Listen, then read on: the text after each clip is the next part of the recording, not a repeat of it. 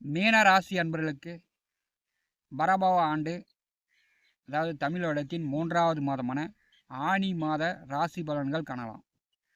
ஆனி மாதம் பார்த்தீங்கன்னா 32 நாட்கள் பெரிய மாதம். ஆனி மாதத்தில் சூரிய பகவான் மிதுனத்தில் சஞ்சாரம் செய்வார். இந்த ஆண்டு மிதுன ராசி அதிபதி புதன் இந்த மாதம் முழுவதும் மிதுனத்திலே சஞ்சாரம் செய்கிறார். கடகராசியில் குரு சுக்கிரன், சுக்கிர பகவான் குருவை விட்டு முன்னேறி செல்கிறார். ஆனி மாதம் 27ஆம் தேதி சிம்மராசிக்கு சுக்கிர பகவான் பெயர்ச்சி ஆவார். சிம்மராசியில் கேது, கும்பராசியில் ராகு, மீனராசியில் சனி. ஆனி மாதம் 5ஆம் தேதி ரிஷபராசிக்கு செவ்வாய் பெயர்ச்சி ஆகிறார்.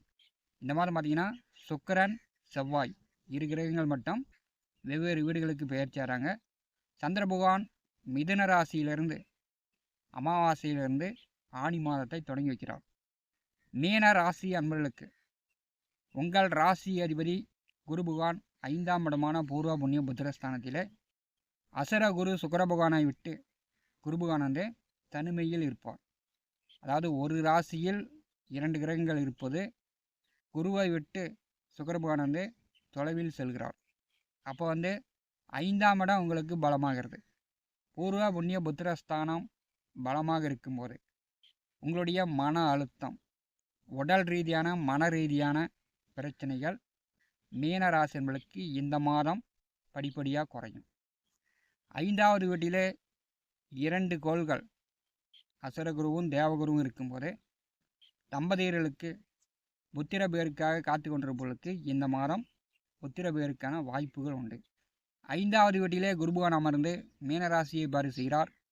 மீனராசி என்பதற்கு பெரிய அளவு பிரச்சனையிலிருந்து, மனதளவிலும் உடலளவிலும் இருக்கக்கூடிய பிரச்சனையிலிருந்து அப்படியே படிப்படியாக இந்த மாதமே உங்களுக்கு குறையும். மீனராசியிலே சனி பகவான் வந்திருக்கிறார். இது பார்த்திங்கன்னா 7 நாட்டு சனியில் ஜென்ம சனி காலகட்டம். சனி பகவான் உங்களுக்கு 11வது வீட்டிற்கும் 12வது வீட்டிற்கும் அதிபதியானவர்.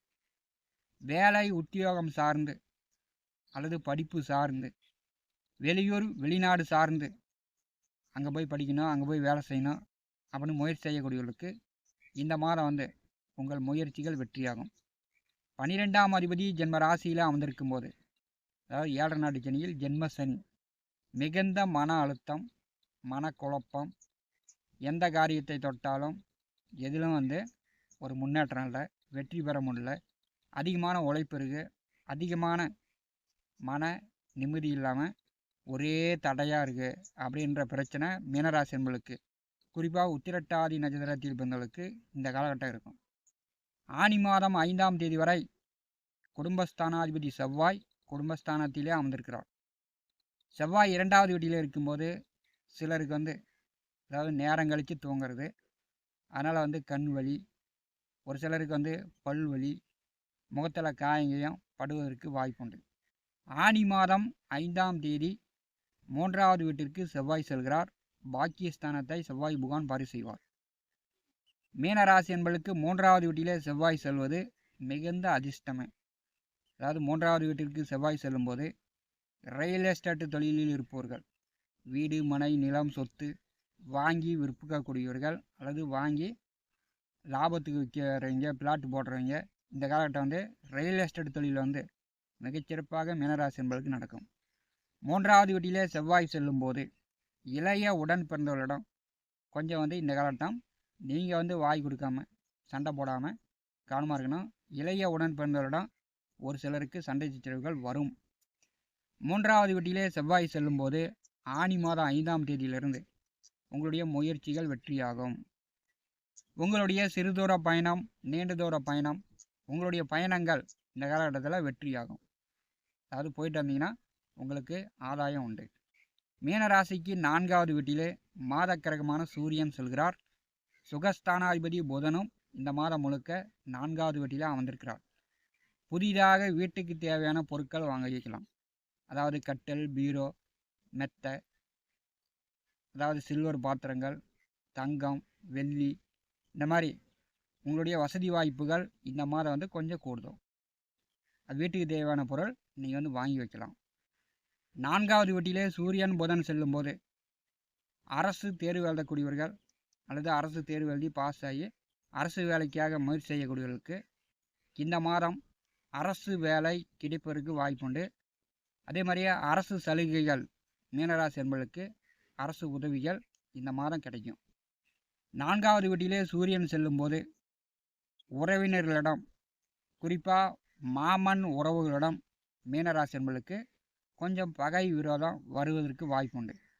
அதனால் மாமன் உறவுகளிடம் மீனராசி என்பவர்கள் பேசும்போது கொஞ்சம் தன்மையாக பேசுங்க. அப்படி இல்லைன்னா மாமன் உறவுகளுக்கு நோய் நொடி மருத்துவ செலவுகள் இந்த மாதம் வருவதற்கு வாய்ப்புகள் உண்டு. மீனராசிக்கு 4வது வீட்டிலிருந்து சந்திர பகவான் இந்த மாதத்தை தொடங்கி வைக்கிறார். 4வது வீட்டிலிருந்து சந்திர பகவான் செல்லும்போது யார் மேலேயும் நம்பிக்கை இல்லை, எதுலேயும் ஒரு பிடிப்பில்லாத தன்மை மீனராசி என்பவர்களுக்கு அவ்வப்போது உங்களுக்கு ஏற்படும். மீனராசிக்கு 12வது வீட்டிலே ராகு அமர்ந்திருக்கிறார். 12வது வீட்டிலே ராகு இருக்கும்போது நீங்கள் கோயிலுக்கு ஆன்மீக சுற்றுலா, பாத யாத்திரை, கிரிவலம். 12வது வீட்டிலே ராகு இருக்கும்போது இந்த கோயில் சம்பந்தப்பட்ட காரியங்களுக்கு, அதாவது கோயில் கட்டுமானம், கோவில் கும்பாபிஷேகம், கோவில் திருவிழாவுக்கு இந்த மாதிரி நன்கொடை மன உதவிகள் செய்யலாம். ஆன்மீகம் சார்ந்து உங்களுடைய பணி இந்த காலகட்டத்தில் வெற்றி பெறும். 12வது வீட்டிலே ராகு இருக்கும்போது இரவு உறக்கம் உங்களுக்கு கொஞ்சம் தடைப்படும்.